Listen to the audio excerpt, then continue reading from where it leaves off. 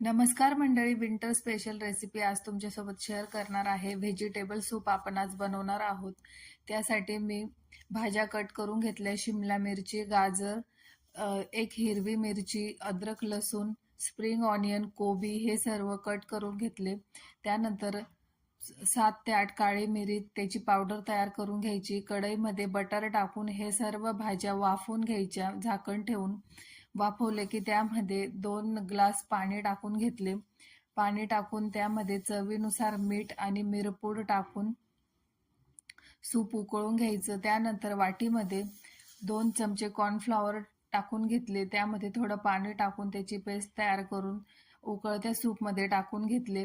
पुन्हा 10 मिनिटं सूप उकळून घ्यायचं. कोथिंबीर टाकून तयार आहे गरमागरम व्हेजिटेबल सूप.